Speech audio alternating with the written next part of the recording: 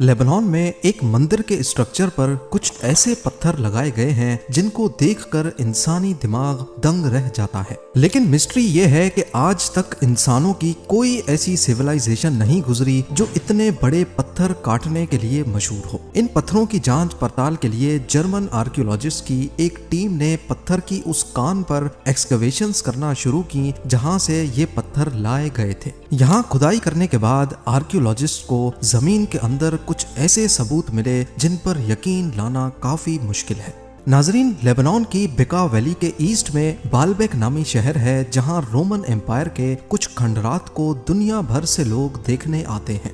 यहाँ ancient Romans का बनाया गया एक मंदिर है जिसे टेम्पल ऑफ जुपिटर कहा जाता है, पर इस मंदिर की कंस्ट्रक्शन के नीचे बहुत बड़े पत्थरों की फाउंडेशन पाई गई है। ये पत्थर, जिन्हें बाद में ट्रिलिथॉन्स का नाम दिया गया, एक की लंबाई 62 फीट, ऊंचाई 14 फीट और 12 फीट मोटे हैं।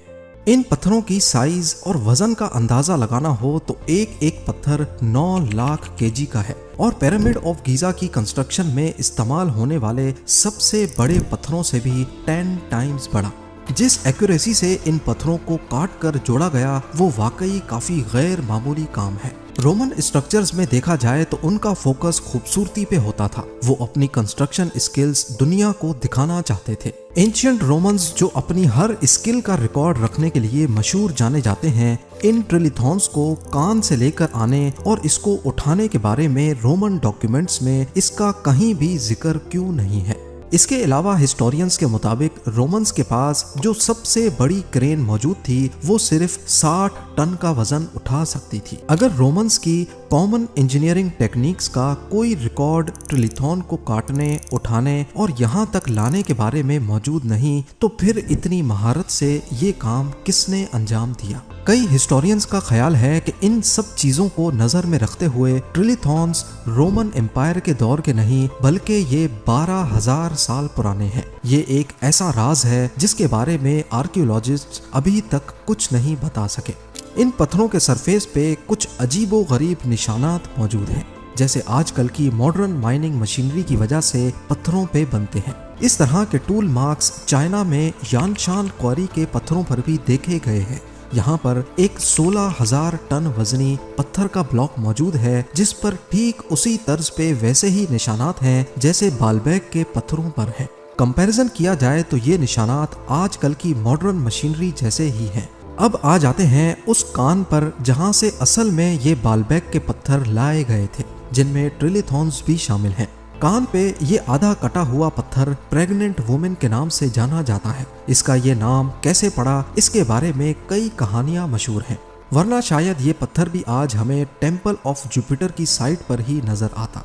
स्विट्जरलैंड के यांगफ्राउ पार्क में प्रेग्नेंट वुमेन स्टोन का एक मॉडल रखा गया है जिसके गिर्द कुछ मॉडर्न क्रेन्स के मॉडल्स खड़े किए गए हैं। पहले प्रेग्नेंट वुमेन स्टोन आधा जमीन के अंदर धसा हुआ था, लेकिन 2014 में आर्कियोलॉजिस्ट की एक टीम ने यहाँ एक्सकवेशन की तो मालूम पड़ा कि जमीन के अंदर भी ये कान से अलग था। सिर्फ इस ब्लॉक का बॉटम आज भी कान से जुड़ा हुआ है, यानी हजारों सालों तक ऐसे ही पड़े रहने की वजह से मिट्टी की लेयर ने इसे जमीन के अंदर धसा दिया था।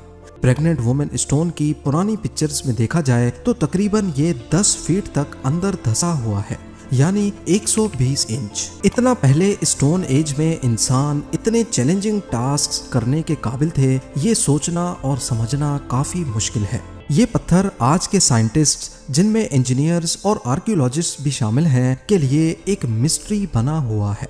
इसके अलावा इस कान से बालबेक तक का सफर पहाड़ की वजह से ना सिर्फ ऊपर की तरफ है बल्कि काफी खुरदरा भी है। ना सिर्फ इतना, बालबेक की साइट पर ये बोझल पत्थर पहुंचाने के बाद इनको इतनी बारीकी से कैसे उठाया गया होगा। बालबेक के ये देव कामत पत्थर हमें एक कदीम सिविलाइजेशन का इशारा देते हैं।